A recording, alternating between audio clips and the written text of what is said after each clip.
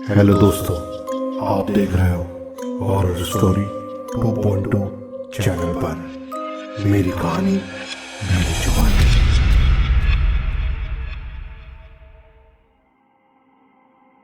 दोस्तों, आज मैं आपके लिए दो कहानियां लाया हूं जो एकदम सच्ची घटना पर आधारित है। इन दोनों कहानियों को पूरा अंत तक सुने। अब चलते हैं आज की पहली कहानी की ओर। मोहन अपने परिवार का एक लौता बेटा था। सारी जिम्मेदारी उसी के सर पर थी। उसका एक अपना ट्रक था। हर दिन सामान लोड करता और रात के 10 से 12 बजे तक घर आता। मोहन का घर उत्तराखंड के अल्मोड़ा गांव में एक छोटी सी जगह पर था। दोस्तों, उनके गांव में देवी देवताओं को बहुत माना जाता है। कहा जाता है जितना देवताओं को पूजते हैं उतना ही छल छपट को भी मानते हैं। मतलब काला जादू और छलावा जैसी चीजें। एक दिन की बात थी। मोहन को काम से काफी लेट हो गया था। सड़क से उसका घर लगभग 2 घंटे की दूरी पर था। आज तो हर गांव के पास रोड पहुंच चुकी है, लेकिन आज से 20 साल पहले ऐसा नहीं होता था।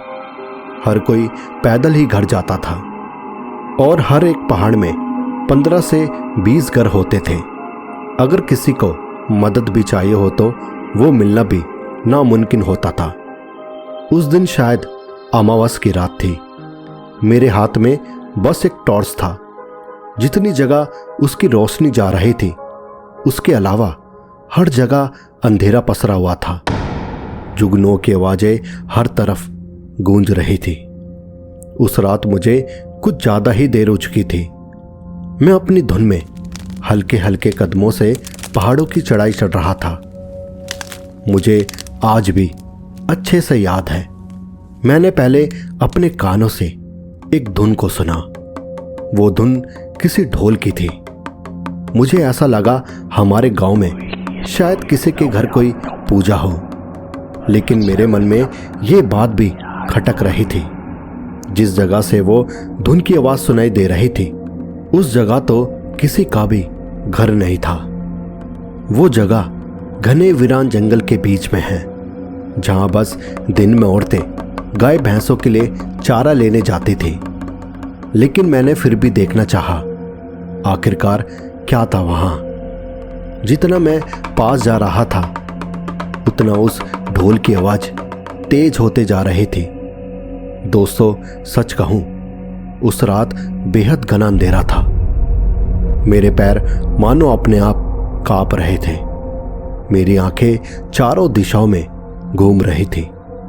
मानता हूं उस अंधेरे में मुझे साफ दिख नहीं रहा था, लेकिन मन में एक डर था जो मुझे ऐसा महसूस करवा रहा था मानो किसी चीज की नजर मुझ पर हो, जो बस पलक झपकते मुझ पर हमला कर दे। मैं अपने हाथों से झाड़ियां हटाते हटाते आगे बढ़ रहा था। तभी मैंने दूर एक उजाला देखा। देखने में वो उजाला किसी बल्ब या किसी आग की रोशनी का नहीं था, बल्कि वहां किसी और चीज का उजाला था। जब मैं पास गया तो उसे देख मेरे पैरों से जमीन खिसक गई। वहां कुछ ऐसे लोग थे जिनके शरीर में हरे कलर की रोशनी चमक रही थी। वो इंसान थे या जानवर, मुझे कुछ समझ नहीं आया। जब मेरी नजर उन सबके सर पर गई, उसे देख मेरे तो होश उड़ गए। उनके कंधों पर तो सर ही नहीं था। उनकी खाल किसी मगरमच्छ जैसी थी। वो सब किसी धुन में नाच रहे थे। ये सब मैंने अपनी आंखों से कुछ मिनट देखा। मैं बिना कुछ सोचे समझे वहां से भागने लगा। आप यकीन नहीं मानोगे, मुझे वहां से घर तक 1.5 घंटा लगता था। मैंने उस वक्त उस रास्ते को 40 मिनट में पूरा कर दिया। उस रात के बाद मैं पूरे 3 दिन बीमार रहा। मेरे पिता के अंदर देवता आते थे। मेरे बिना कुछ कहे उन्हें पता चल गया था। वो एकदम देवता के रूप में नाच पड़े। उन्होंने बताया, तुमने भूतों की बारात देखी है। उनकी बारात अमावस की रात में पूरे गांव में घूमती है। अगर उन्होंने किसी इंसान को देख लिया, वो तुरंत उसी वक्त मर जाता है। तुम्हारी जीवन रेखा लंबी थी कि उनकी नजर तुम पर नहीं गई। दोस्तों, जब मेरे पिता के अंदर देवता थे, तब उन्होंने मंदिर के अंदर से अगरबत्ती की थोड़ी सी राख अपने हाथ पर रखी और 1 से 3 बार चुटकी भर राख मेरे माथे पर लगाई। फिर एकदम वो चिल्लाए। उसके बाद से मैं बिल्कुल ठीक हो गया। वो दिन और आज का दिन है, मैं कभी भी देर रात घर नहीं आता। बस इतनी सी थी मेरी कहानी। तो दोस्तों, ये थी मोहन जी की कहानी। आपको कैसी लगी मुझे कमेंट करके जरूर बताना। अब चलते हैं अपनी दूसरी कहानी की ओर। दोस्तों, मेरा नाम निशा है। ये बात है मेरे बचपन की, जब मैं 9 साल की थी। उस वक्त हमारा परिवार गांव में ही रहता था। मेरे अलावा मेरे 2 भाई और थे। उनमें से मैं सबसे बड़ी थी। मेरी माँ पूरा घर संभालती थी और पिता ज़्यादातर बाहर ही रहा करते थे। उनका काम मरे हुए लोगों की सामग्री बनाना और जो लोग भूत बाधा से बंधे होते थे, उनके ऊपर से झाड़ फूक करना होता था। एक दिन हमारे गांव में हमारे दूर के एक दादाजी गुजर गए थे, जिनका सारा काम पिताजी को करना था। मेरी भी शमशान भूमि में जाने की बड़ी इच्छा थी, क्योंकि मेरे माँ बाप ने मुझे बचपन से एक बात कही थी, मरने के बाद लोगों को भगवान नीचे आके उनको अपने साथ लेके जाते हैं।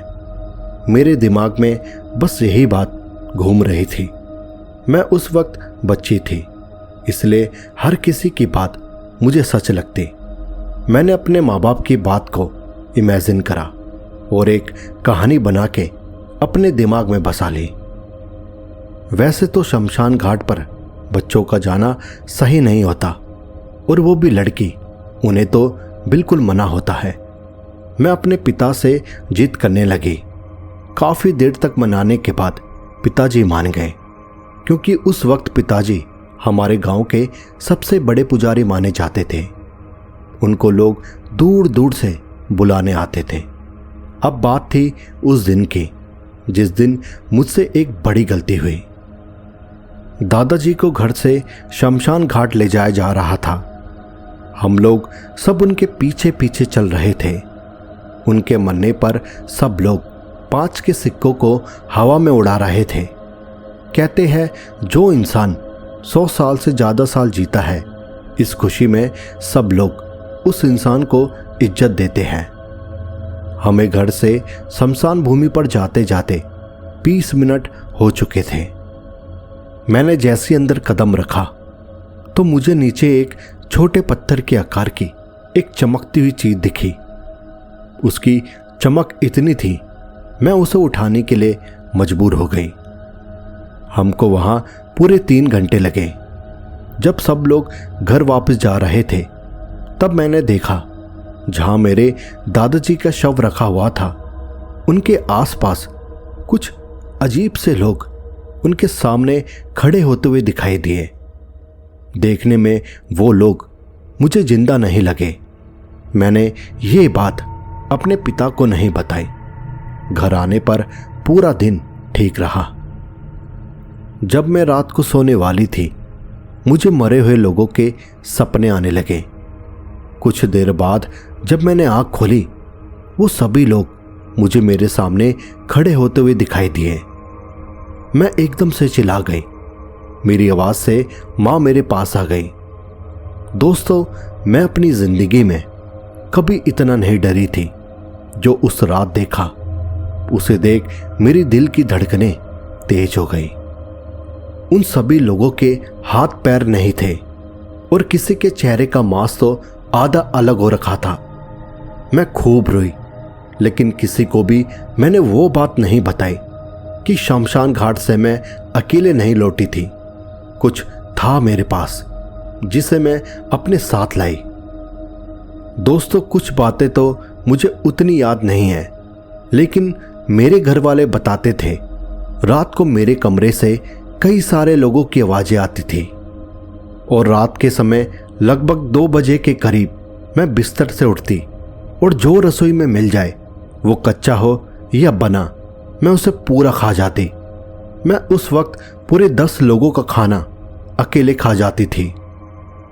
जैसे मैंने आपको बताया था, मेरे पिताजी अक्सर बाहर ही रहा करते थे। मेरे घर वाले अब मुझसे डरने लगे थे। एक दिन तो हद से ज्यादा हो गया। मैं एक रात घर से बाहर गई, लेकिन तभी मेरी माँ की आंख खुल गई। उन्होंने देखा मैं बाहर एक कोने में कुछ खाने लगी। जब माँ मेरे सामने आई, उसे देख माँ चिल्ला गई।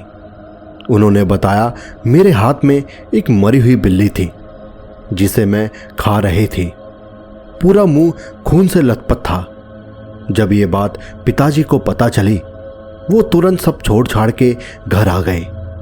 पूरे 10 दिन मेरे घर पर पूजा चली, लेकिन मेरी तबीयत दिन पर दिन खराब होने लगी।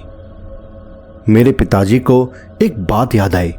ये सब तो उस दिन से हो रहा है जब निशा शमशान गई थी।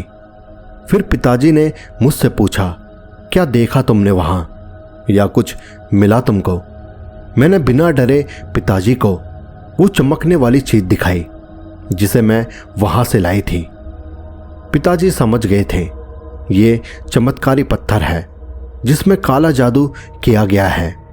उस चीज को पिताजी वहीं लेके गए जहां से वो आया था, मतलब शमशान से। उस दिन के बाद से मैं बिल्कुल ठीक हो गई। आज मैं 40 साल की हूं, लेकिन वो दिन मुझे आज भी याद है। बस ये थी मेरी कहानी। तो दोस्तों, आज की कहानी आपको कैसी लगी मुझे कमेंट करके बताना जरूर। तो ये थी आज की 2 कहानियां। ऐसी कहानियां मैं लाता रहूंगा। चैनल को अभी सब्सक्राइब करें और अपना प्यार हमेशा देते रहे। अब मैं लौटूंगा एक नई कहानियां लेके। तब तक के लिए goodbye and take care.